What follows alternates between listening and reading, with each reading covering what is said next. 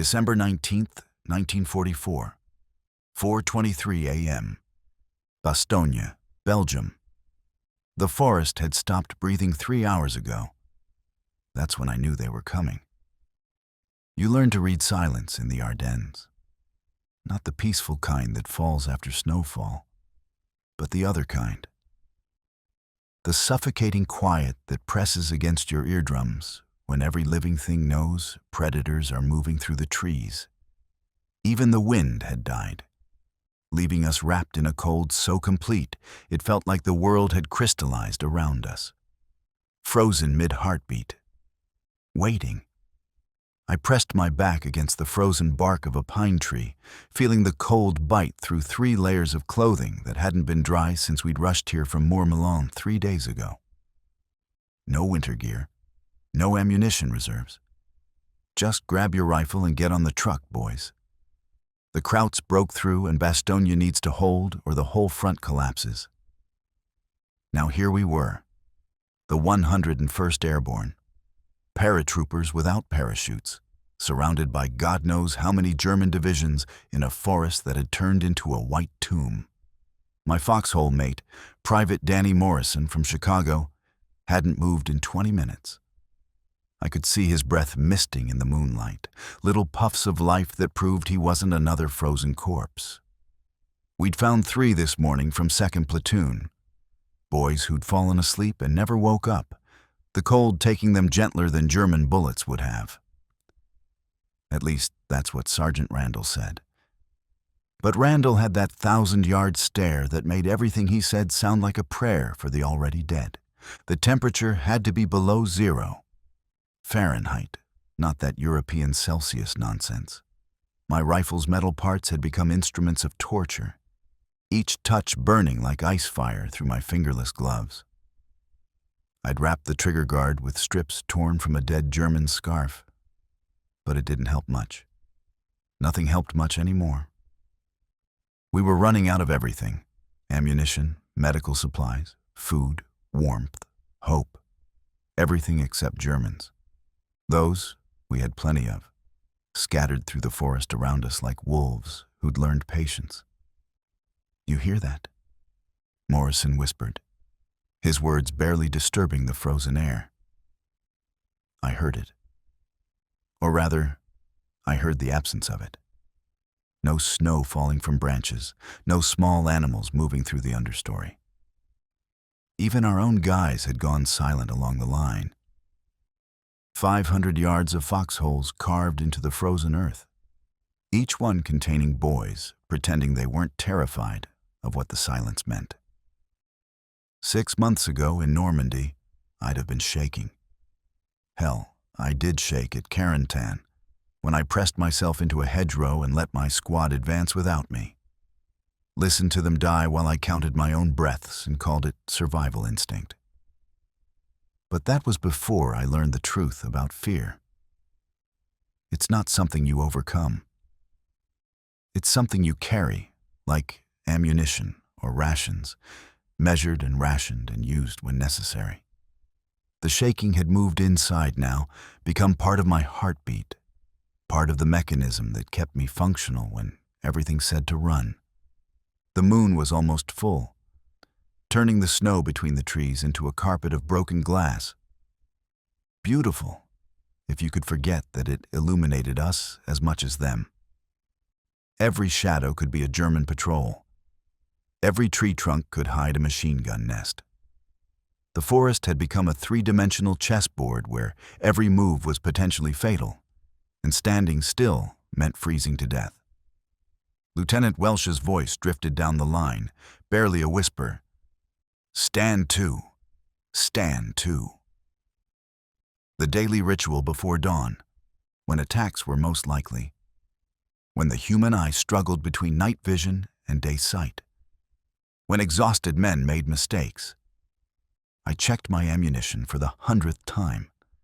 3 clips for the M1. That's 24 rounds. 4 grenades. My bayonet, which I'd sharpened on a stone until Randall told me to stop. The scraping sound carried too far in the frozen air. In my pocket, A chocolate bar hard as a brick and half a pack of Lucky Strikes I was saving for when things got really bad. As if things could get worse than surrounded, frozen, and fighting in a forest that had become a mouth waiting to swallow us whole. The Germans had better everything. Better winter clothing. We'd stripped the dead ones for their boots and coats. Better supplied. They'd been building for this offensive for months while we'd been racing across France, outrunning our own supply lines. Better positioned. They knew this ground, had mapped every trail, every clearing, every hill that offered fields of fire. We had determination and nowhere to retreat to. Bastogne was the cork in the bottle. Pull it, and the German offensive would flood through toward Antwerp, maybe win them the war. No pressure. Morrison shifted slightly, his movement careful, practiced. We'd learned that sudden motion drew attention, drew fire. Everything was deliberate now. Even breathing had become tactical. Slow, controlled, invisible. The forest had taught us to become part of it, silent and still and waiting. Always waiting. A branch cracked somewhere beyond our perimeter. Every man in earshot tensed. Could be thermal expansion, wood splitting in the cold. Could be a deer, though most animals had fled when we'd turned their home into a battlefield. Could be a German scout, marking our positions for the artillery that would come with dawn. I forced myself to breathe normally, to not grip my rifle tighter. Any change in posture, in rhythm, might give us away. The Germans were close enough that we could sometimes hear them talking in their foxholes, close enough that the smell of their cooking fires drifted through the trees when the wind was right. Close enough that this silence meant they were moving. My watch showed 4:47, dawn in maybe 2 hours. If they were coming, it would be soon. The German artillery would open up first. 88s and mortar fire, trying to pin us down, make us huddle in our holes while their infantry advanced. Then would come the screaming Mimis, the Nebelwerfer rockets that sounded like the world tearing apart. Then the tanks, if they could move them through the forest. Then the infantry, gray shadows flowing between the trees, dying and advancing and dying and advancing, until either we broke or they did. Morrison turned his head slightly, caught my eye. His face was gaunt, stubbled, aged 20 years in the 3 days since we'd arrived. We didn't need words anymore. The look said everything. They're coming. Be ready. Don't freeze up. Don't be a hero. Just survive the next few minutes. Then the next. Then the next. The cold had numbed everything external. But inside, that familiar pre-combat fire was building. Not courage. I'd learned at Carentan that I wasn't brave. Just a biological imperative. The body preparing for violence. Systems switching from preservation to action. My hand steadied on the rifle. My breathing deepened. The shaking that had lived in my chest since June moved to my periphery, became energy waiting for release. Somewhere in the forest, a tree branch dumped its load of snow with a soft whoomp. Then another. Then silence again, but different now. Expectant, the forest holding its breath before the scream. I thought about home, Ohio, where December meant Christmas preparations and snow that was beautiful instead of lethal. Thought about Mary, who'd stopped writing after Carentan, who'd somehow known what I'd become before I'd admitted it to myself. Thought about the boys who died while I'd lived, who'd been brave while I'd been smart. Thought about the first shell exploded 50 yards to our left, turning trees into splinters and snow into a blizzard of dirt and ice. Then the forest erupted. The silence shattered into 1,000 pieces of screaming metal and splitting wood. The Battle of Bastogne had begun, and the forest would never be silent again. The second shell hit closer, maybe 30 yards, and the concussion punched through my chest like a frozen fist. Snow and dirt and pieces of tree rained down, and somewhere in that chaos, I heard Morrison screaming. Not pain, just pure sound. The involuntary noise a body makes when it's trying to stay human while the world explodes. Then the forest became hell. The Germans didn't just shell us. They played their artillery like a symphony of destruction.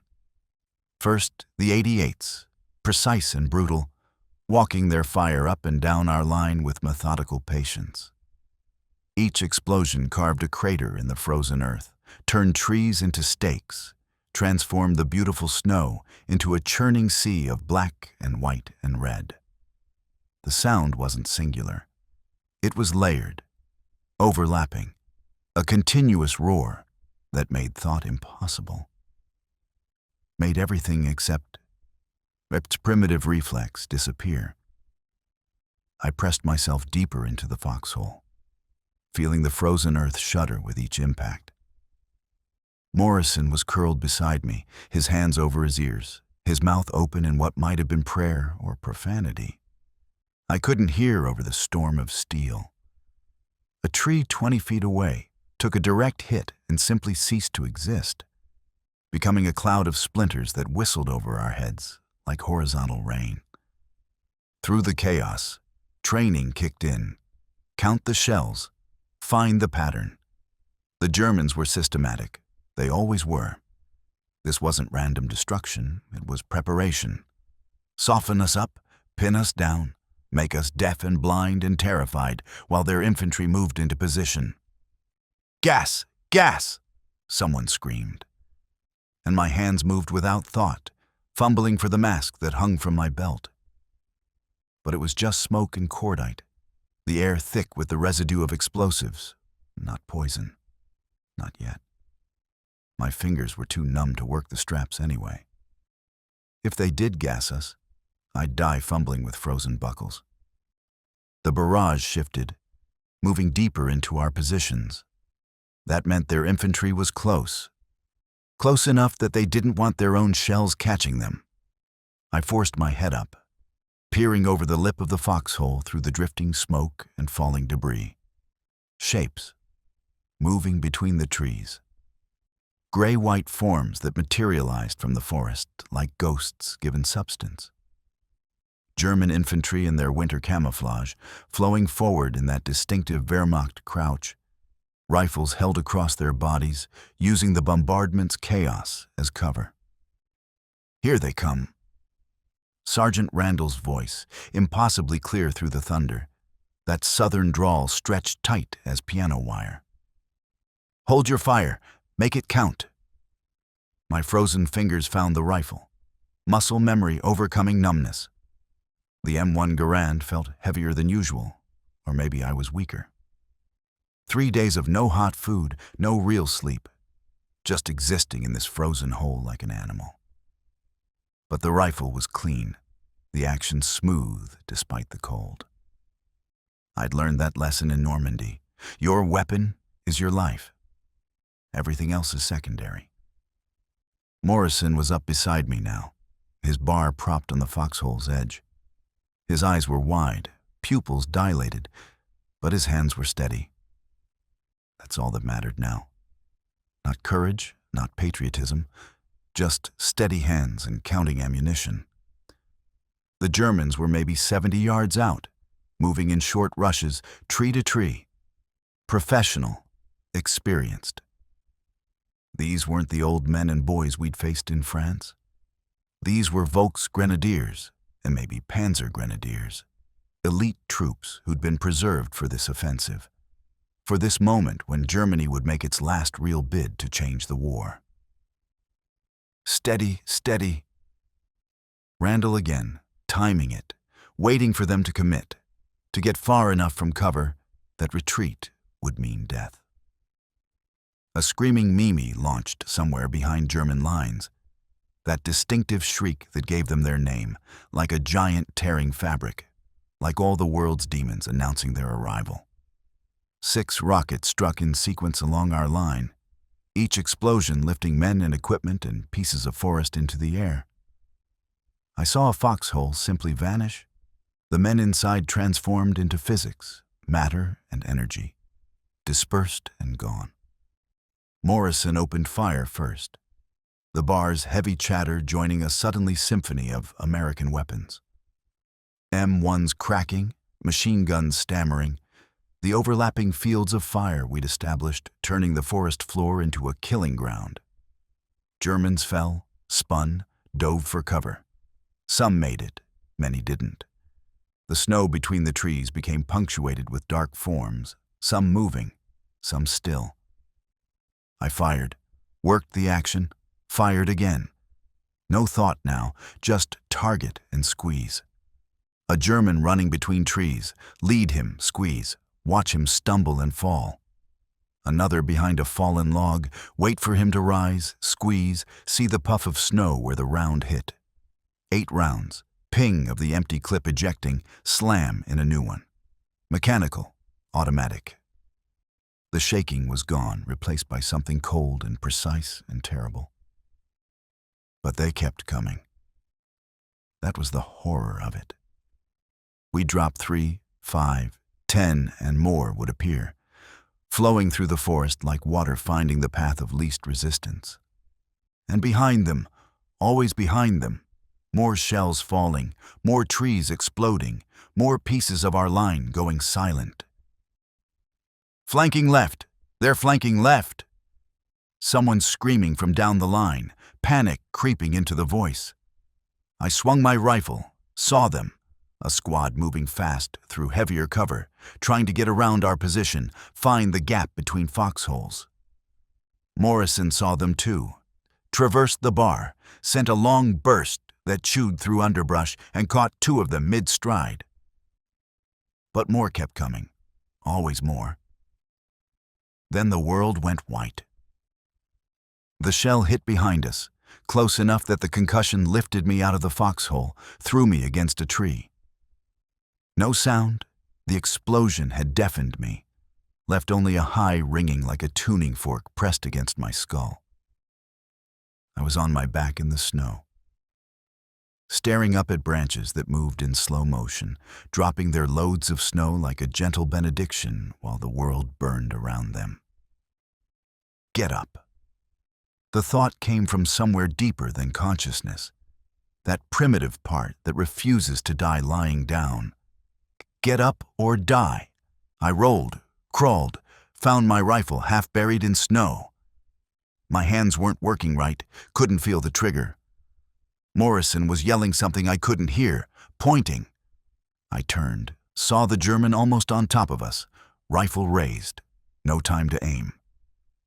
I shot from the hip, watched him spin and fall, his bullet sparking off a rock where my head had been. The hearing came back gradually, like tuning in a radio station. First static, then fragments of sound, then the full orchestra of battle. Screaming, explosions, automatic weapons, orders in English and German, the crack of rifles, the meaty thud of bullets hitting trees, hitting earth, hitting men. Fall back to secondary positions. But there were no secondary positions. This was it. This frozen piece of forest was what we had. Fall back meant giving them Bastogne. Fall back meant the whole line collapsed. Fall back meant failure. So we didn't fall back. We stayed in our holes while the forest came apart around us, while the Germans came in waves, while the temperature dropped and the ammunition ran low and boys became corpses in the snow.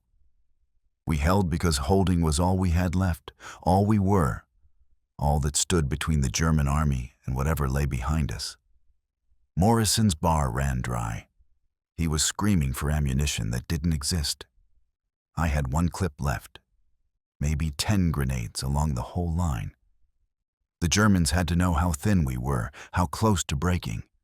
They'd hit us with everything soon. Tanks if they could get them through the trees, flamethrowers to burn us out, overwhelming numbers that would simply flow over us like a tide. The artillery stopped. The sudden silence was almost worse than the bombardment. It meant they were coming again, coming for real this time. The final push that would break us or break them. In that moment of quiet, I could hear the forest settling, trees creaking from damage, snow sliding from branches, the moaning of wounded men, American and German, their pain indistinguishable in the frozen air. Morrison looked at me, blood running from his nose, his eyes asking the question we all were thinking. How many more times can we do this? I didn't have an answer. Nobody did. We just reloaded with shaking hands and waited for the forest to explode again. They came out of the smoke like wolves, and second squad died in 30 seconds. I watched it happen from our foxhole, helpless, the empty rifle in my hands, as useful as a club. Henderson went first, stood up to throw his last grenade, and took a burst across the chest that painted the snow behind him. Then Martinez and Cooper, caught reloading, Germans flowing over their position before they could react. Cooper tried to fight with his bayonet. 3 Germans shot him simultaneously, their muzzle flashes lighting up his face for one terrible instant before he dropped. "We're being overrun." Morrison's voice cracked, not from fear but from smoke and screaming. He was trying to clear a jam in the bar, his frozen fingers fumbling with the mechanism while Germans pushed through the gap where second squad had been. Our line wasn't a line anymore. It was islands of resistance in a German tide, each foxhole fighting its own desperate battle. No coordination, no communication, just survival measured in seconds. I saw Randall's position firing in 3 directions at once, completely surrounded. Saw Private Walsh stand up with a satchel charge, running toward a cluster of Germans, disappearing in the explosion that took them all. Saw things that would live behind my eyelids forever, assuming I had a forever left to measure. A potato masher grenade landed 6 feet away. Time dilated, stretched like taffy. I could see every detail of the wooden handle, the metal canister, even a scratch in the paint. Morrison and I moved simultaneously, diving in opposite directions as the world cracked apart. Shrapnel sparked off rocks, thudded into trees, whispered past my ear close enough that I felt the heat. When I looked up, Morrison wasn't moving. "Danny." I crawled to him, keeping low as bullets snapped overhead. Blood was pooling beneath him, steaming in the cold air, but his eyes were open, tracking. "Where?" Can't feel my legs." His voice was small, confused, like a child who'd woken up in a strange room. I pulled him back toward the foxhole, leaving a red trail in the snow. His lower back was torn open, jacket and flesh mixed together in ways that made anatomy meaningless. The cold was probably the only thing keeping him from bleeding out immediately, freezing the wounds even as they formed. "Medic." The word tore from my throat. But there were no medics. They were dead or dying or trying to hold their own positions together with bandages and morphine and hope. We were alone in our little piece of hell. And Morrison was dying. And the Germans were 10 yards away and closing. I propped him against the back of the foxhole, pressed my last field dressing against the worst of the bleeding. It soaked through immediately, my hands coming away red and warm in the frozen morning. His bar lay beside us, useless without ammunition. My rifle had 3 rounds left. No grenades. Nothing but a bayonet and the absolute certainty that this was where I would die. "Can't see straight," Morrison mumbled. "Everything's sideways." A German appeared at the rim of our foxhole, rifle pointed down at us. Young face, maybe 19, blue eyes wide with adrenaline and fear. For a heartbeat, we just stared at each other, 3 boys playing war in a frozen forest, pretending to be soldiers while really just trying to remember how to breathe. I moved first. Not courage, just reflex, training, the mathematics of survival. The bayonet went in below his ribs, angled up. He made a sound like air leaving a tire, dropped his rifle, grabbed my shoulders. We fell together into the foxhole, his weight driving us into Morrison, his blood mixing with Danny's, heat and copper and the stink of opened bowels. I pushed him off, grabbed his rifle, a Car 98K with a full clip. 5 rounds. 5 more chances to keep breathing. Morrison was trying to say something, but blood was coming out instead of words, frothing pink from his lungs. Lungs shot in addition to the back. He had minutes, maybe less. More Germans flowing past, not even looking in our foxhole. They thought it was cleared. Their man had checked it. I stayed low, watching them advance toward the company command post, toward where Captain Winters would be trying to hold together whatever was left of our defense. The forest had become a kaleidoscope of violence. Trees falling from tank fire. They'd brought armor up somehow, tigers or at least markfies. The engines growling through the woods like prehistoric beasts. Our bazookas were either out of rockets or out of men to fire them. Machine gun fire from 3 directions. The distinctive rip of German MG-42s mixing with the slower chatter of our .30 cals. Screaming in English, German, and that universal language of pain that needs no translation. Tell Mary. Morrison grabbed my sleeve, his grip still strong despite everything. Tell her I wasn't. You tell her yourself, I lied, pressing harder on wounds that wouldn't stop bleeding. Medics are coming, just hold on. But his eyes had already gone somewhere else, looking at something beyond the foxhole, beyond the forest, beyond the war. His grip loosened. His chest hitched once, twice, then stopped.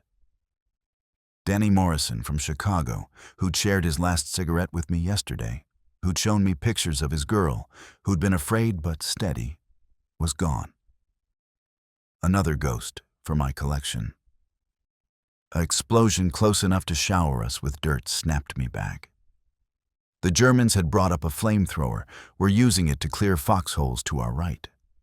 I could hear the screaming, smell the gasoline and flesh, see the black smoke rolling through the trees. They'd be here in minutes. I took Morrison's dog tags, shoved them in my pocket with the others I'd been collecting. Someone should know. Someone should remember. Then I took the German's ammunition, his grenades, even his boots. Mine had holes that were turning my feet into blocks of ice. No time for guilt about robbing the dead. The dead didn't need equipment. The living did. Randall's position had gone silent. 3rd Squad, or what was left of it, was falling back without orders, just running through the trees. I saw Lieutenant Welsh trying to rally them, standing in the open with his carbine, shooting at Germans who were everywhere now, flowing through our lines like water through a broken dam. This was collapse. This was defeat. This was the end of the 101st Airborne stand at Bastogne. And with it, maybe the war. The Germans would punch through, take the crossroads, split the Allied forces. We'd failed. I'd failed. Again. But then something strange happened. The running men stopped, turned, started firing again. Not because of orders or courage or patriotism, but because there was nowhere to run. We were surrounded, had been for days. Behind us was just more Germans. The only way out was through, and we didn't have the ammunition for through. So we did the only thing left. We held our ground and died in place, making them pay for every foxhole, every tree, every yard of frozen Belgian dirt. I climbed out of the hole, leaving Morrison behind, and ran toward Welsh's position. Not because I was brave. Carentan had taught me I'd never be brave, but because alone in a foxhole with the dead was worse than whatever waited in the trees. Because movement meant survival, and survival was all I had left. A bullet caught my jacket, spinning me around. Another sparked off the German helmet I'd taken. I dove behind a fallen tree as an MG-42 opened up, turning the air above me into a stream of tracers. The cold ground felt like home. This was familiar. This was Normandy all over again, pressing myself into the earth while others died. But this time, there was nowhere to press myself to. No safe hedgerow, no rear area. Just a shrinking circle of Americans in a forest that had become a grave. Welsh was 20 yards away, blood running from a scalp wound, still firing at shadows in the smoke. I had to move, had to reach him, had to do something other than die alone. But first, I had to remember how to stop shaking long enough to run. I made it to Welsh's position by pretending I was already dead. That's the secret they don't tell you in training. Sometimes survival means accepting you're finished, then moving anyway. No hope, no fear, just motion. The MG-42 tracked me, rounds snapping past, kicking up snow, but my legs kept pumping, disconnected from any consciousness that might make them stop. 10 yards, 5. Then I was rolling into the crater where Welsh and what remained of his squad had made their stand.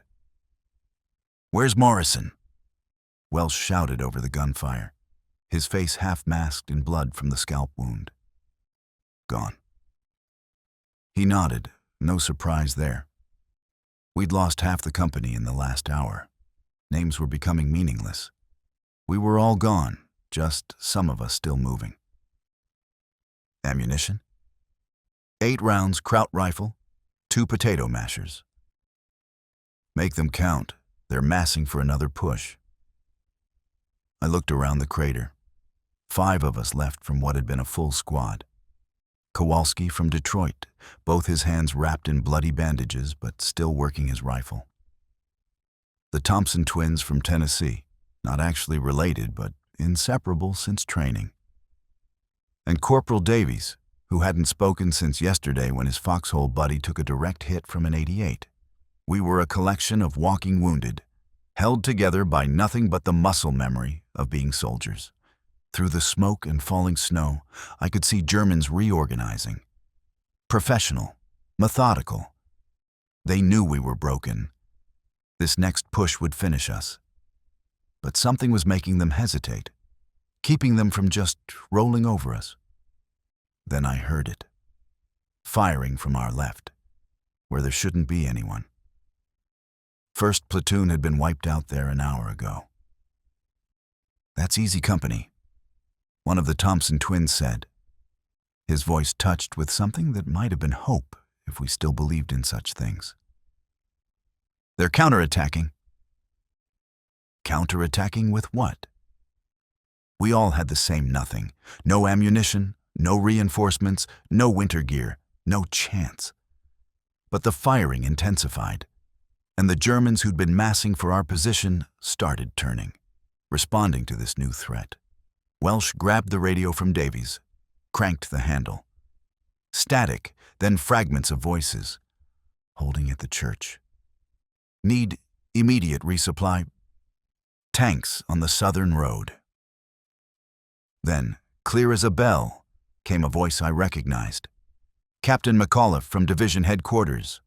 All units, hold your positions. Repeat, hold your positions. Help is coming." Kowalski laughed, a bitter bark. "Help? From where? Mars?" "Third Army," Welsh said, but even he didn't sound convinced. "Patton's turning north." "Patton's 100 miles away." Davies spoke for the first time in 24 hours, his voice rusty. "We'll be dead by lunch." But something in Welsh's eyes had changed. Not hope exactly, but a kind of desperate mathematics. We don't need to win. We just need to exist. Every hour we hold, that's an hour Patton gets closer. Every German we keep here is one not advancing toward the Meuse. "So we're speed bumps," Kowalski said. "We're the 101st Airborne," Welsh corrected. "We don't break." It was propaganda, the kind of motivation they drummed into us at Takkoa.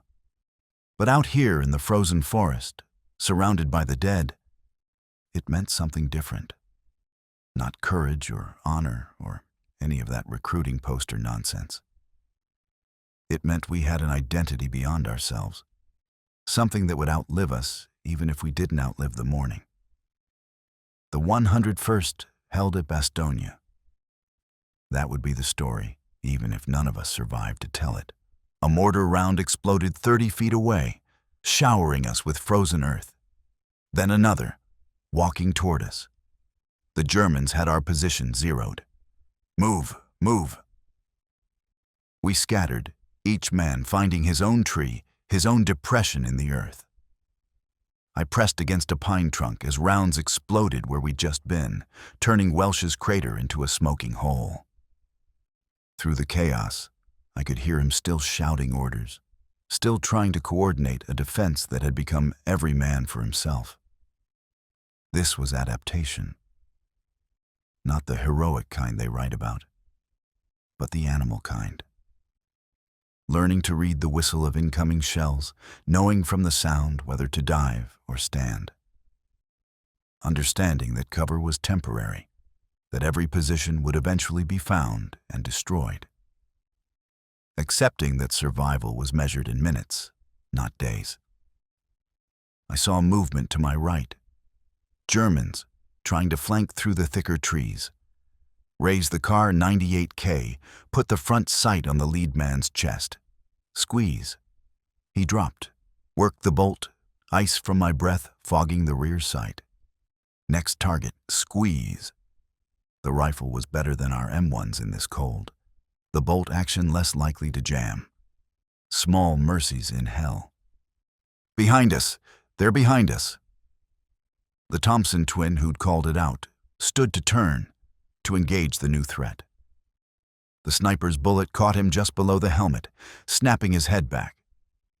He fell against his not brother, who caught him, held him, looked at the hole in his friend's skull with the confused expression of someone trying to solve an impossible math problem.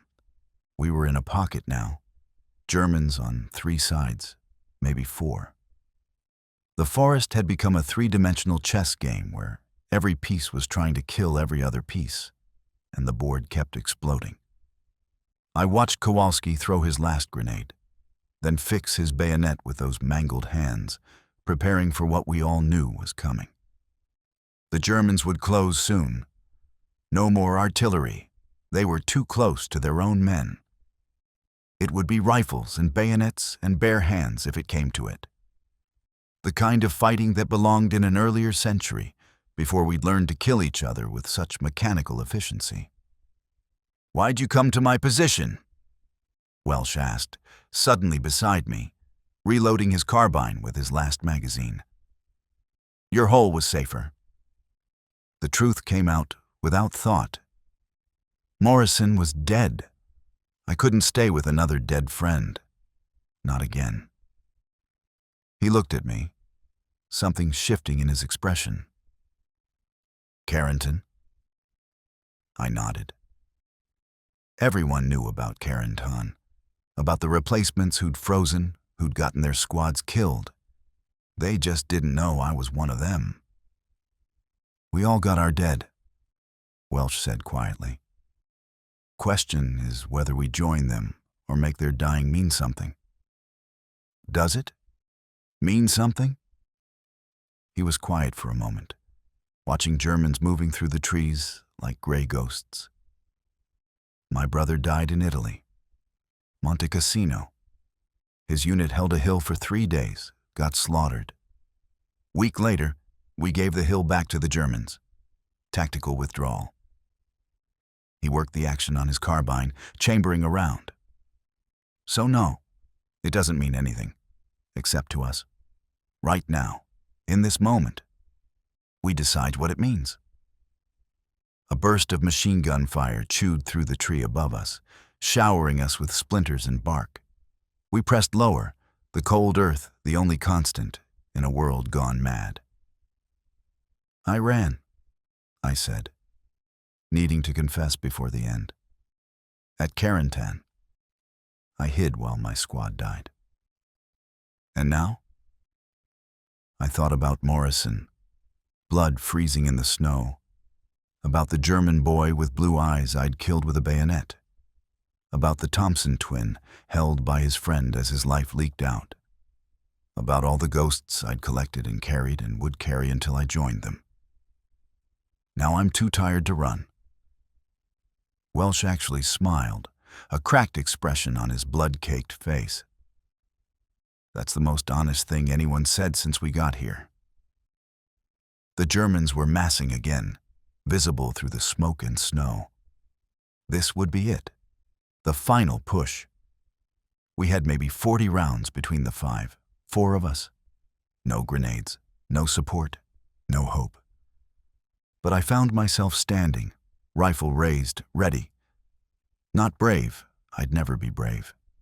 Just present. Just refusing to be anywhere else but here, in this frozen forest, with these men who were about to die, making the Germans pay in blood for every inch of ground.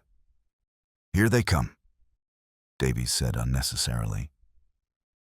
They came through the smoke like an avalanche, gray uniforms against white snow, dozens of them, shouting, shooting, dying, advancing. And we met them, 4 broken Americans in a Belgian forest, discovering that sometimes the only meaning in dying was how hard you made it for the other guy to kill you. The German assault broke against us like a wave against rocks, but rocks don't bleed. Davies died first, 3 bullets stitching across his chest as he stood to throw a rifle like a spear when his ammunition ran out. The remaining Thompson twin went next, charging with his bayonet, screaming his not brother's name, disappearing into a crowd of field gray uniforms. Kowalski lasted longest, those ruined hands somehow still working his rifle until a potato masher landed at his feet. He looked at it, looked at me, and smiled before the explosion erased him. Then it was just Welsh and me, back to back in a forest full of enemies. And that's when we found the kids. They came out of the smoke like something from a nightmare. 3 Hitler youth, couldn't have been more than 14, dragging a wounded American between them. Staff Sergeant Fuller from Charlie Company, his left leg gone below the knee, tourniqueted with a German belt, still alive and moaning. The kids had Schmeissers, could have killed us. But they stopped when they saw us, uncertain, waiting for someone to make a decision that would define who lived and who died. "Don't shoot," the tallest one said, in accented English. "We surrender." But they hadn't dropped their weapons. Their fingers were still on triggers, and Fuller was bleeding out between them, his face gray with shock, eyes rolling back. "Put down the weapons," Welsh ordered in his command voice. But it cracked halfway through. We had 2 rounds left between us. They had full magazines. Everyone knew the mathematics. The youngest one, Christ, he might have been 12, was crying, tears freezing on his cheeks. His Schmeisser was shaking so badly he'd probably hit everything except what he aimed at. But at this range, that didn't matter. "We bring him to you," the tall one said. "Trade, you get your men, we get to live." Behind them, through the smoke, I could see more Germans moving. Adult soldiers, Waffen-SS by their camouflage, methodically executing wounded Americans, finishing what the assault had started. They'd be here in minutes. These kids knew it. We knew it. "They're children," I said to Welsh, not sure what I was arguing for. "They're German soldiers," he replied. But his carbine wasn't quite pointing at them anymore. The middle kid, silent until now, spoke rapid German to the tall one. An argument. The tall one snapped back, gestured with his weapon. Fuller groaned, tried to say something through lips blue with cold and blood loss. Time was running out for all of us. Then the youngest one made the decision for everyone. He dropped his Schmeisser in the snow, fell to his knees, and started sobbing. Real, ugly, body-shaking sobs that belonged in a schoolyard, not a battlefield. The sound was obscene here, among the bodies and burning trees. It was the sound of a child discovering that the glory they'd been promised was actually just mud and blood, and friends who didn't get back up. "Scheisse," the tall one muttered, then dropped his weapon too. The middle one held out for another heartbeat, pride or programming keeping his finger on the trigger. Then he too let the gun fall. We had them. 3 Hitler Youth, prisoners, responsibilities we couldn't afford. And Fuller, dying in the snow, needing medical attention we didn't have. "Medic supplies," Welsh barked at them. "Sanitator, medical." The tall one nodded, pulled a German medical kit from his belt. Welsh went to work on Fuller while I watched the kids and tried not to think about what would happen next. We couldn't take prisoners. We couldn't feed ourselves, much less 3 more mouths. We couldn't guard them while fighting for our lives. We couldn't. The SS were getting closer. I could hear them calling to each other, systematic, professional. They'd shoot the kids for surrendering, shoot us for existing, and make Fuller's suffering meaningless. Everyone in this little circle of snow was dead. We just hadn't stopped moving yet. "Can you walk?" Welsh asked Fuller, who'd regained some consciousness from the morphine in the German kit.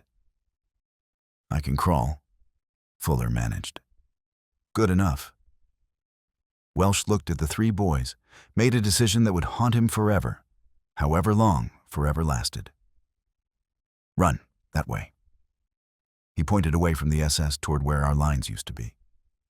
"Find Americans. Say Hauptmann Welsh sent you. They might not shoot you."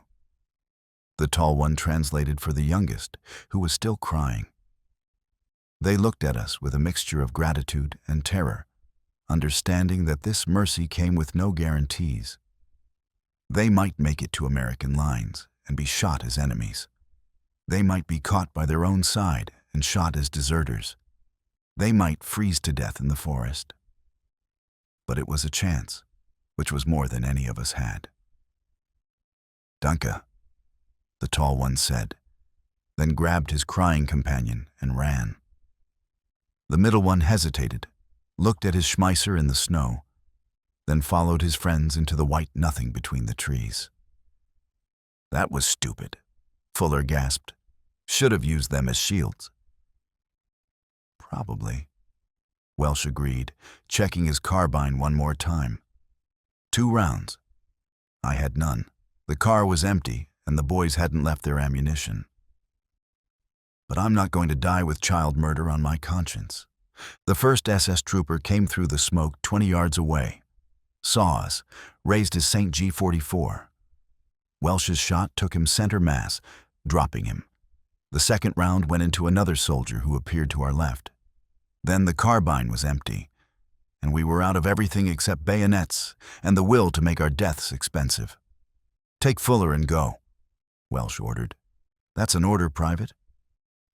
"I don't run anymore," I said, fixing my bayonet with hands that had finally stopped shaking. "Learned that from Carrington." He actually laughed, a sound as unexpected as the child crying had been. "Then, I guess we hold here."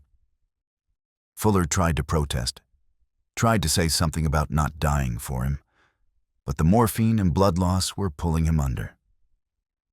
He'd be unconscious soon, then dead, regardless of what we did. But that wasn't the point anymore. The point was making a stand somewhere, for something, even if that something was just the idea that American soldiers didn't leave their wounded to be executed by SS death squads. The SS emerged from the smoke in force, 6, 8, 10 of them, spreading out, professional, taking their time. They knew we were finished, could see we were out of ammunition. One of them was actually smoking a cigarette. That's how unconcerned they were. I stood, bayonet ready, knowing exactly how this would end. They'd shoot us from a distance, casual, efficient. We wouldn't even get close enough to swing our blades. But standing felt important. Facing them felt necessary. Not running felt like the only victory left. The lead SS trooper raised his rifle, and I found myself thinking about those 3 boys, hoping they were still running, hoping they'd make it to someone who'd see children instead of enemies. Thinking about Morrison, dead in a foxhole. About Fuller, dying between us. About all the choices that led to this moment, standing in a Belgian forest, about to die for a principle I couldn't even articulate. The shot never came.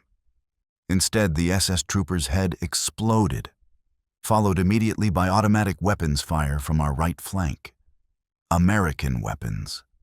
The remaining SS scattered, dove for cover, returned fire at attackers I couldn't see through the smoke and snow. Welsh grabbed Fuller under one arm, I got the other, and we ran, or stumbled, dragged, crawled, toward the sound of American guns. Easy company. What was left of it? Maybe 15 men, advancing through the forest like ghosts themselves. Lieutenant Spares leading them with a Thompson gun, walking upright through the German fire like bullets were beneath his notice. They flowed around us, past us, pushing the SS back. And suddenly, we weren't alone anymore. We weren't the last Americans in this part of the forest. "Thought you were dead," Spears said matter-of-factly as he passed, ejecting a spent magazine. "We were," Welsh replied. Spears nodded like that made perfect sense, then continued his impossible advance, easy company following. And I realized that everyone out here was dead, had accepted death, and that acceptance had made them unstoppable. Not brave, not heroic, just beyond the reach of fear, because fear required believing you had something to lose. We dragged Fuller back through our old positions now littered with American and German dead, back to where what remained of our company was trying to reorganize. A medic, where had he come from? Took Fuller, started working on him with the focused intensity of someone who refused to let death win without a fight.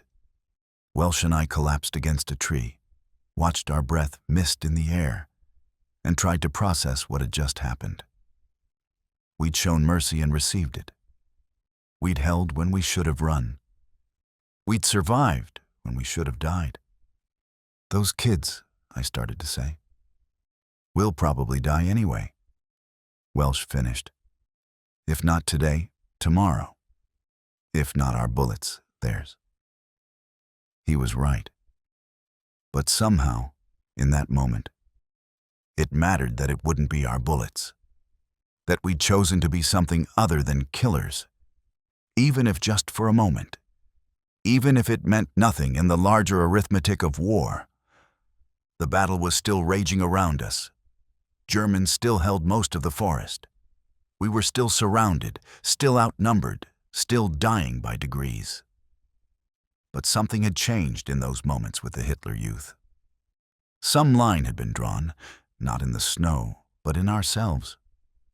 A line that said we were still human, despite everything, still capable of choosing mercy over mathematics. It was a dangerous thing, that humanity. It made you hesitate, made you weak, made you make stupid decisions that should get you killed, but it also made you something other than just another frozen corpse in the Belgian forest. It made you someone who could live with himself, if living was something that happened after this. The German artillery started again, walking through our positions with mechanical precision. We pressed against our tree and waited for the forest to explode again. But this time, I wasn't afraid. Not brave, never brave. But not afraid either. I'd finally learned the secret. The opposite of cowardice wasn't courage. It was witness, being present for the horror and the humanity both, letting them exist simultaneously, choosing to act despite the contradiction. The shells came closer, and Welsh and I sat in the snow, two damaged soldiers in a damaged forest, waiting to see if we'd get to test that theory or become another footnote in the history of the 101st Airborne stand at Bastogne. The forest erupted at 600 like God himself had decided to end the world one tree at a time. It wasn't an attack. It was an apocalypse. Every gun the Germans had saved for this moment, every shell they'd been hoarding, every rocket and mortar and piece of hate-forged steel came down on a front maybe 300 yards wide. The earth didn't shake. It convulsed, bucked, tried to throw us off like a dying animal. Trees didn't fall. They disintegrated, turned into clouds of splinters moving at bullet speed. The air itself caught fire. Phosphorus rounds painting white streaks through the dawn, thermite burning through snow and flesh with equal indifference. I couldn't hear individual explosions anymore. Sound had become a solid wall, a physical presence that crushed against my chest, made breathing feel like drowning. My vision stuttered, each explosion creating a snapshot. Welsh's mouth open in a scream I couldn't hear, a man running while on fire, his trajectory strange and purposeless, a tree trunk suddenly sprouting a body that had been blown from somewhere else. The physics of it impossible, obscene. Then came the tanks. Tigers. 3 of them, crushing trees like grass, their 88mm guns firing point blank into our positions. Behind them, Panthers. And behind those, waves of infantry, so many that the forest floor became a gray carpet of uniforms and weapons and intent. This wasn't a probe or an assault. This was the death blow, the final German effort to break through Bastogne and win their war. Welsh grabbed my shoulder, pointed at something I couldn't understand through the chaos. His mouth moved. No words, just gesture. Then I saw our last AT gun, abandoned, its crew dead or fled, but ammunition still stacked beside it. A 57mm anti-tank gun against tigers, like fighting dragons with a slingshot. But it was something, and something was better than watching death roll toward us on treads. We ran, or tried to run, through ground that kept exploding, rearranging itself, trying to swallow us. A shell burst 10 feet away, and suddenly I was flying, then rolling, then somehow on my feet again. Welsh pulling me forward, blood in my mouth, copper and dirt. Left ear gone silent, just a high whine like a tuning fork struck by lightning. Reached the gun. Welsh on the loader's position, me on the gunner's. No time to aim properly. The lead tiger was 60 yards away, close enough that I could see the commander in his cupola, could see individual track links, could see the muzzle of that 88 swinging toward us. I yanked the firing lever. The round sparked off the tiger's frontal armor, useless as a thrown rock. But it made them notice us. The turret began its slow traverse, bringing death around to bear. And I knew we had maybe 5 seconds before we ceased to exist. "Load a P!" I screamed, though I couldn't hear my own voice. Welsh slammed another round home. The Tiger's coaxial machine gun opened up, rounds sparking off our gun shield, punching through the thin metal in places, one passing so close to my face I felt the heat. Aim for the tracks. Only chance. Make it immobile, make it a pillbox instead of a tank. Fire. The round hit where track met drive wheel, and something gave way. The Tiger lurched, slewed sideways, throwing a track. Not dead, but crippled. The turret was still turning, still bringing that 88 around, but we'd bought seconds. Seconds that Easy Company used to hit it from the flank with their last bazooka rounds, turning the crew compartment into a crematorium. No celebration. No time. The other tanks were advancing, and behind them came the real horror. Waffen-SS Panzergrenadiers, elite mechanized infantry, moving through their own artillery fire like it was rain. They flowed around the burning tiger, over our positions, through our positions, a gray tide that seemed infinite. Welsh loaded another round, but a burst of machine gun fire caught him, spun him around. He went down hard, blood spreading across the snow like spilled paint. I turned the gun, fired at infantry, using a 57mm cannon like a giant rifle, watching bodies disappear in the blast. But there were always more. Always more. My hands moved without thought. Load, aim, fire. Load, aim, fire. The gun barrel was glowing, heat shimmer making targets waver like mirages. German infantry were 10 yards away, 5, close enough that I could see expressions, see fear and fury, and that terrible determination that keeps men moving forward into death. I abandoned the gun, grabbed Welsh's Thompson from where he dropped it. Full magazine, 30 rounds of .45 caliber democracy. A German appeared over our position's rim. I put 6 rounds into his chest, watched him topple backward. Another came from the left, short burst, watched him fold. They were everywhere now, flowing over us like water over a dam.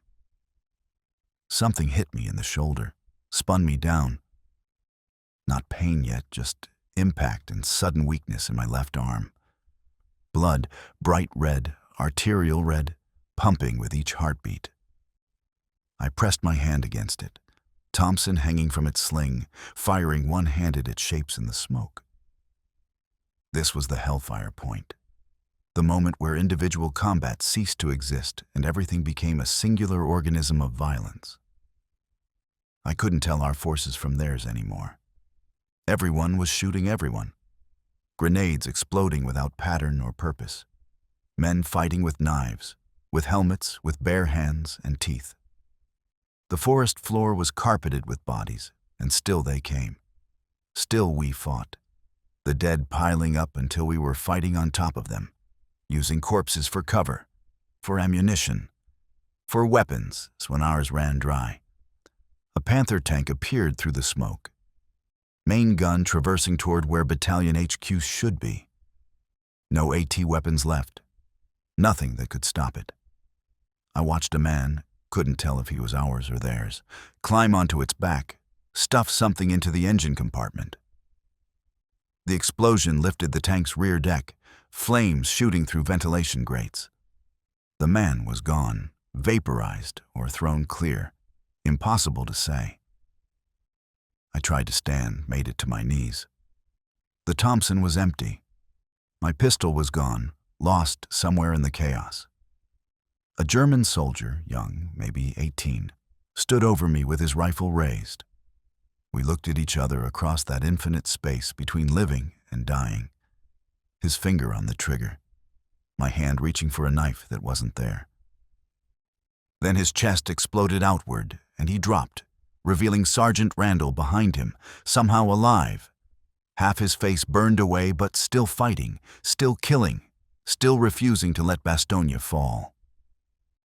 He grabbed my good arm, pulled me up, and together we stumbled through the apocalypse, through the forest that had become a meat grinder, through smoke so thick it was like swimming through black water. Bodies everywhere. Theirs, ours, impossible to count or distinguish. The snow was gone, replaced by mud and blood and things that had been human. Trees burning despite the cold. Ammunition cooking off in the heat, adding to the chaos. The sound of tank engines grinding forward, always forward, crushing everything beneath their tracks. We found what was left of our line, maybe 20 men, firing from behind a wall of their own dead, ammunition running low, some using German weapons, German grenades, German anything that could still kill. Welsh was there, somehow alive, left arm useless, but still directing fire with his right. Lieutenant Spears was there, that impossible man, walking through machine gun fire to redistribute ammunition, bullets seeming to bend around him like he'd made a deal with death itself. "Fix bayonets!" someone screamed. Might have been me, might have been anyone. The Germans were through our line, around our line, in our line.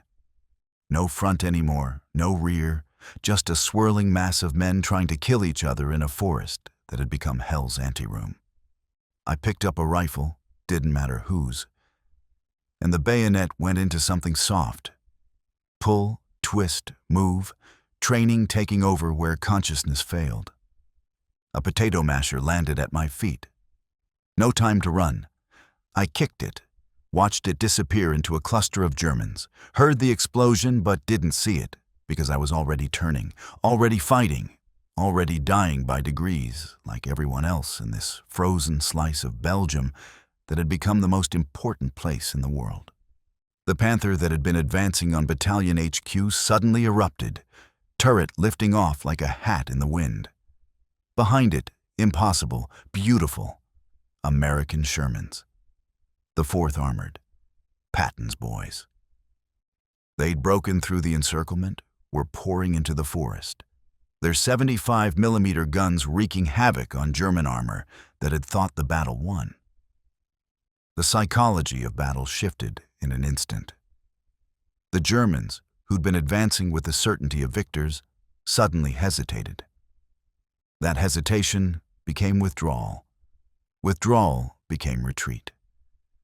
The Waffen-SS, those elite troops who'd seemed unstoppable, were falling back, leaving their dead, their wounded, their burning vehicles.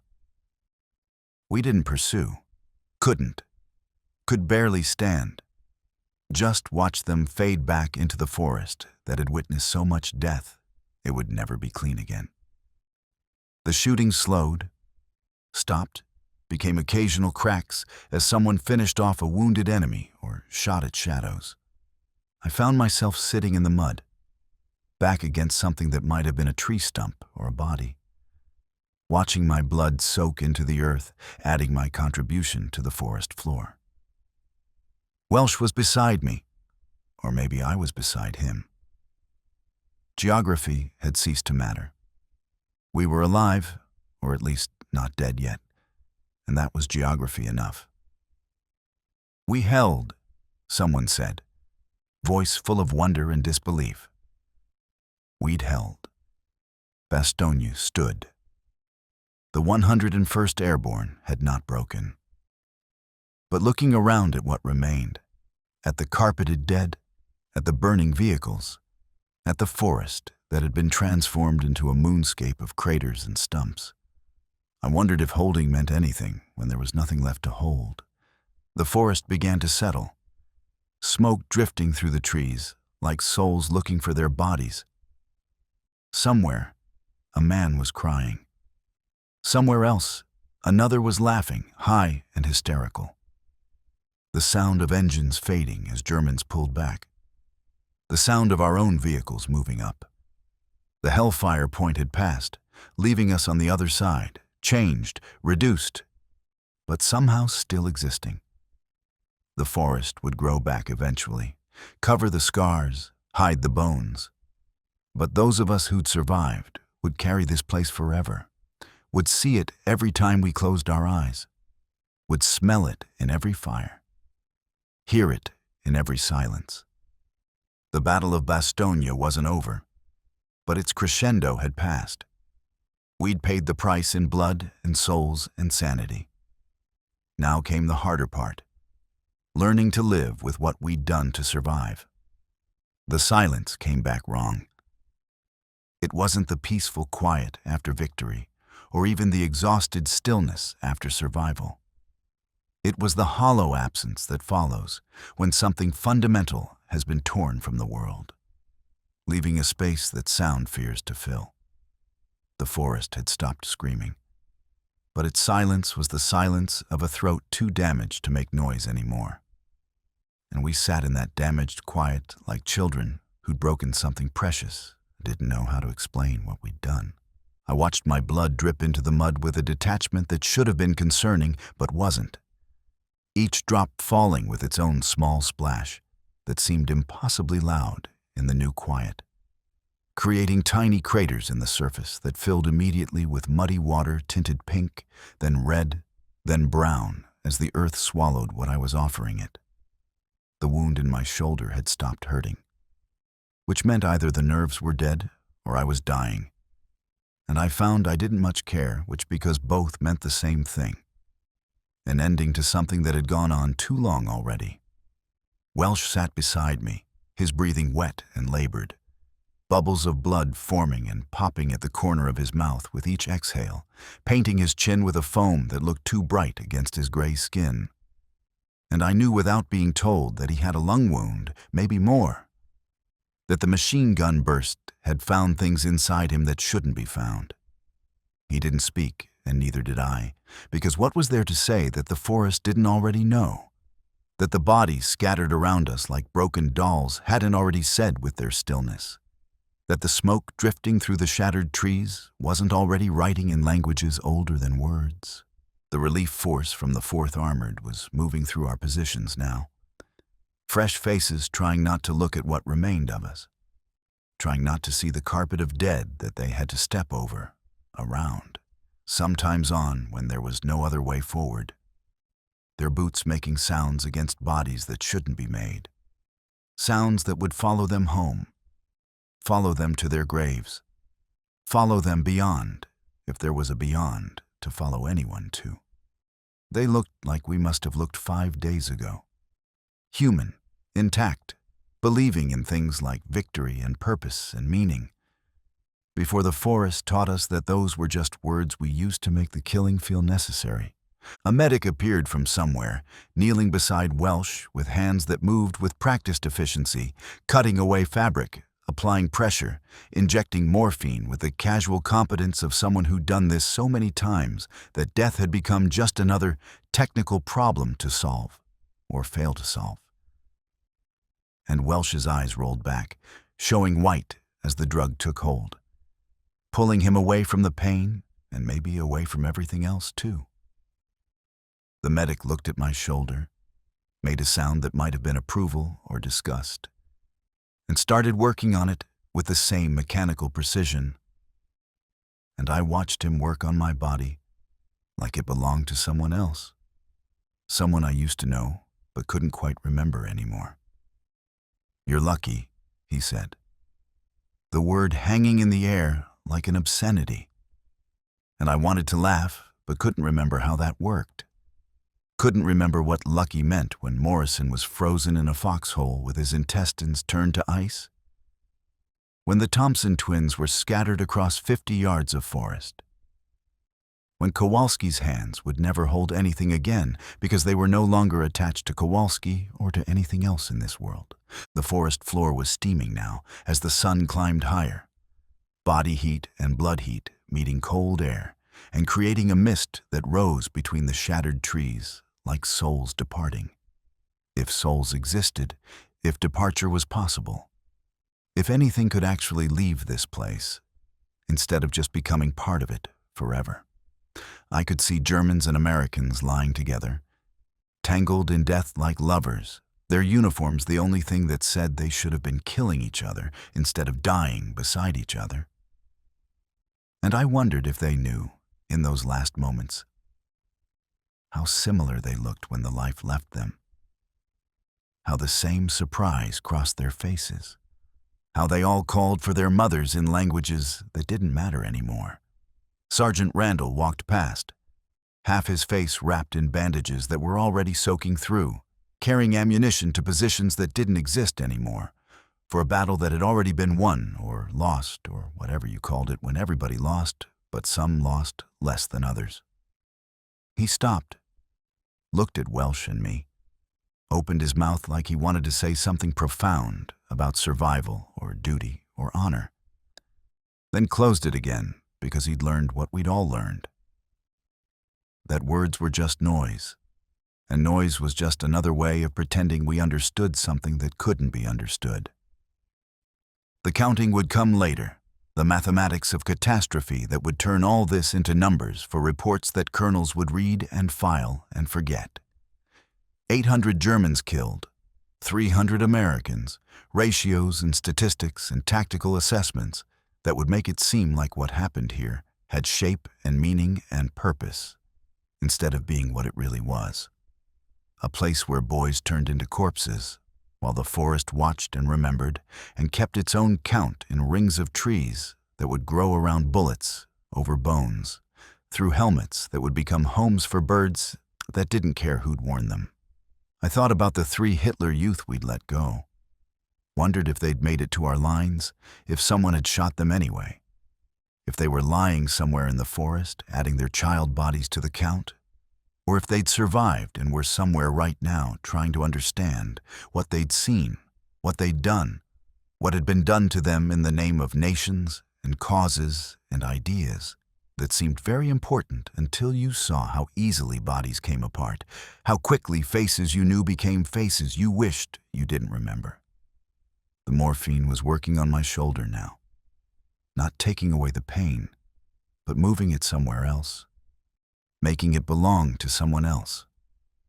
That other person whose body I was wearing, whose blood was mixing with the mud, whose war was ending not with victory or defeat, but with a kind of dissolution, like snow melting into earth, leaving no trace except a momentary dampness that would dry and be forgotten. Welsh made a sound beside me.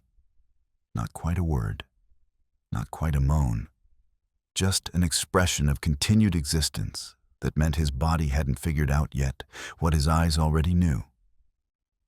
That we were ghosts who hadn't stopped moving yet, haunting a forest that had become a cemetery without markers, without names, without anything but the truth that everyone who'd entered it had died in ways that mattered more than whether their bodies kept working afterward. The sun was fully up now, painting the destruction in sharp relief, showing us what we'd done to each other in the dark, and it was worse in the light. Worse because you could see the faces, see the expressions, see the small human details, a wedding ring on a severed hand, a photo of someone's sweetheart trampled into the mud, letters from home scattered like snow that would never be answered, never be read, never matter to anyone except the people who would spend the rest of their lives waiting for replies that wouldn't come. A chaplain appeared, moving among the bodies, saying words over them that the wind carried away before they could stick to anything, performing rituals that seemed quaint and primitive compared to what had actually happened here, trying to impose meaning on meaninglessness, trying to make sacred what was simply savage. And I watched him work and felt something that might have been pity or might have been envy for his ability to believe that words and gestures could clean what had been done here, could make holy what was only horrible. We held, Welsh said suddenly, his voice thick with morphine and blood. And I turned to look at him, at his eyes that were seeing something beyond the forest, beyond the war, beyond everything except whatever truth he'd found in the space between living and dying. We held, I agreed, not because it meant anything, but because he needed to hear it, needed to believe that the price had purchased something, that all these bodies had bought more than just a footnote in history books that would call this heroic instead of what it was. A place where mathematics and humanity collided and both lost. The forest would heal, eventually. The trees would grow back, the craters would fill, the bodies would feed the earth and become something else, something green and alive and ignorant of what they'd been.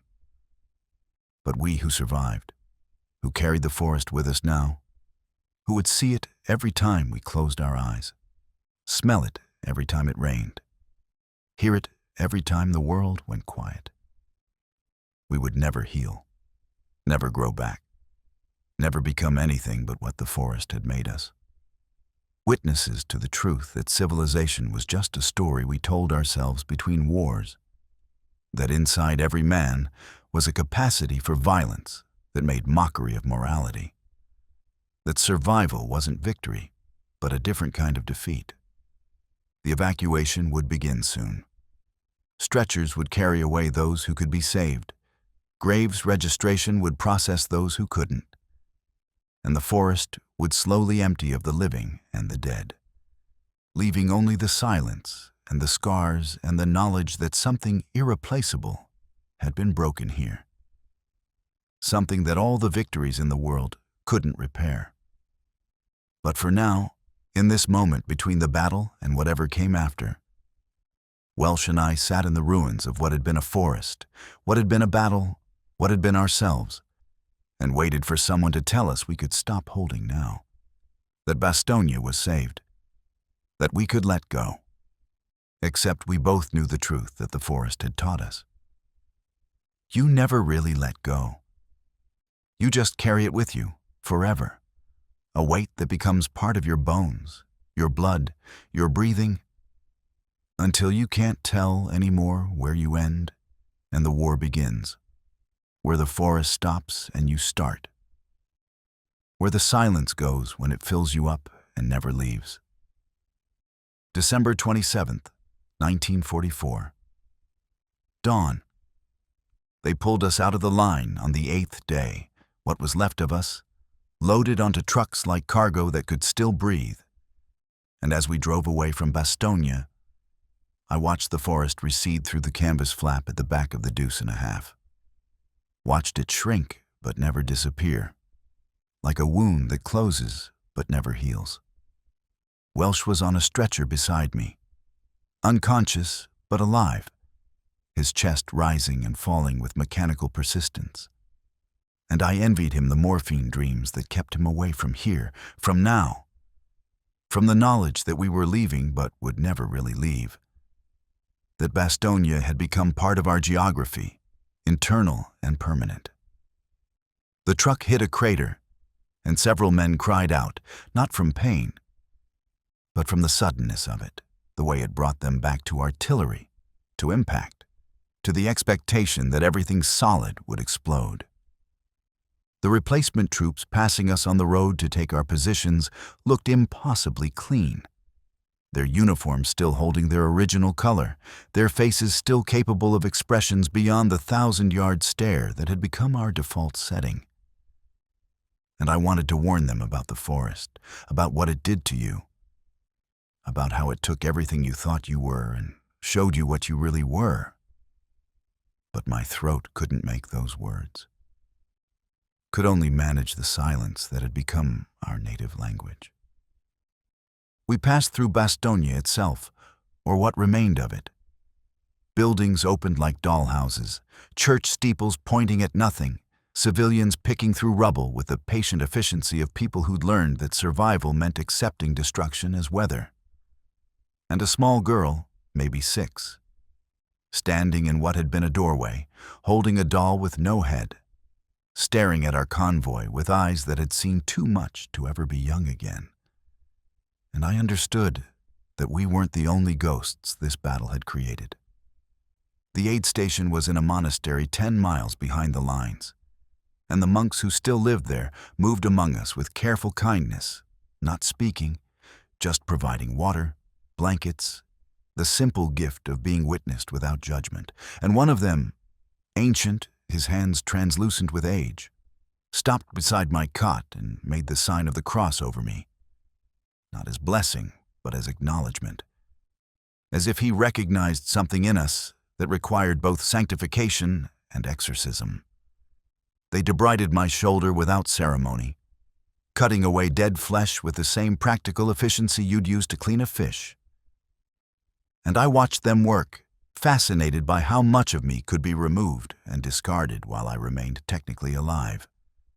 Wondered if they could keep cutting until they reached the parts the forest had killed, the pieces Morrison and the Thompson twins and all the others had taken with them when they stopped moving. But apparently those parts didn't show up on medical charts, couldn't be sutured or bandaged or healed with sulfa powder and good intentions. Captain Winters visited on the 2nd day, his face carved from exhaustion, and he sat on the edge of my cot without words for a long time. Both of us understanding the language had become inadequate, that everything that mattered existed in the spaces between words, in the shared knowledge of what we'd done, what we'd survived, what survival actually cost. "The 3 kids made it," he finally said. And I knew he meant the Hitler Youth. And something in my chest that had been clenched since that moment in the forest finally released.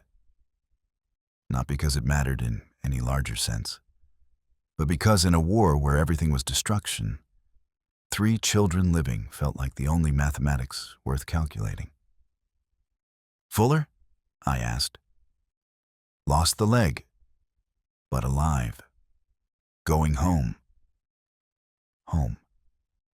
The word felt foreign, fictional, like something from a story I'd read once, but couldn't quite remember. I tried to imagine returning to Ohio, to streets that didn't explode, to forests that were just trees, to silence that didn't mean death was coming and couldn't make the pictures form, couldn't bridge the distance between who I'd been and what I'd become. Welsh woke on the 3rd day, confused, trying to sit up, reaching for a rifle that wasn't there. And it took 3 of us to hold him down while his mind traveled back from wherever morphine had taken it. Back to the monastery, to Belgium, to the aftermath of something that felt more like mythology than memory.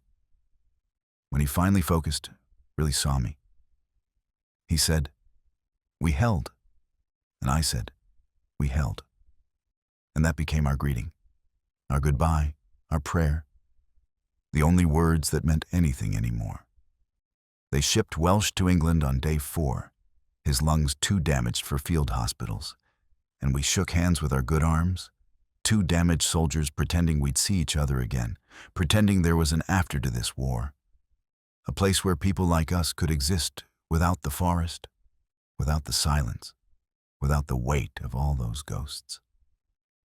He tried to say something else, something about meaning or purpose or brotherhood, but the words wouldn't come, and finally he just nodded, and I nodded, and that was enough, was everything, was the only conversation possible between people who'd been where we'd been. On the 5th day, they told me I was going back to the line as soon as I could hold a rifle, and I felt nothing about that. No fear, no anticipation, just a kind of hollow acceptance that this was what I was now. A thing that held rifles and occupied positions and converted living Germans into dead ones until I joined the other category, the larger category, the one Morrison and the others were waiting in. That night, unable to sleep, I walked outside despite orders to stay in the monastery, stood in the Belgian winter looking at stars that seemed impossibly bright, impossibly distant, impossibly indifferent to what happened beneath them. And I remembered something Morrison had said that first night in the forest, before the shells, before the dying, before we learned what we really were. Stars are just dead light, you know. By the time we see them, they've already burned out. We're looking at ghosts. I understood now what he meant. Understood that we were all dead light, burned out in that forest, but still visible, still moving through space, still creating the illusion of life, while really being just the aftermath of something that had already ended. The war would go on, would end eventually, would become history. But we who'd been at Bastogne would always be in that forest, always be in that silence, always be holding positions that had already been overrun. A monk found me there, the same ancient one who'd blessed or cursed me that first day. And he stood beside me in the dark, not speaking, just being present. And after a while he said, in accented English, "The trees will grow back." "No," I said, "they won't." He looked at me with eyes that had seen other wars, other forests, other boys turned into ghosts, and nodded slowly, understanding that I wasn't talking about the actual trees, that I was talking about something that couldn't grow back, something that had been clear-cut from the world and could never be replanted. "Then we must learn to live in the cleared spaces," he said, and walked back inside. leaving me alone with the stars and the silence and the knowledge that he was right. That the rest of my life would be about learning to exist in the absence of what the forest had taken. Learning to be a ghost among the living. Learning to carry Bastogne without letting it crush me completely. I stayed outside until dawn, watching the sky lighten in the east, the same direction where the forest waited, where it would always wait, patient and permanent and full of the dead who wouldn't stop dying just because we'd stopped watching them fall. When the sun finally rose, painting the world in colors that seemed impossible after so much gray. I went back inside to prepare for my return to the line, to the war, to the endless process of creating more ghosts in other forests. But I knew, with the certainty that only comes from having been broken completely, that part of me would never leave that forest outside Bastogne. Would always be 20 years old and terrified and watching Morrison die, always be holding positions that couldn't be held, always be discovering that courage and cowardice were just different words for the same inability to escape what you were. The truck came for me that afternoon, another deuce and a half heading toward another section of the line. And as I climbed into the back with my new unit, strangers who looked at my 1,000-yard stare and knew to leave me alone, I thought about those 3 German boys somewhere in the world, carrying their own version of the forest, their own silence, their own ghosts. Maybe that was the only victory possible.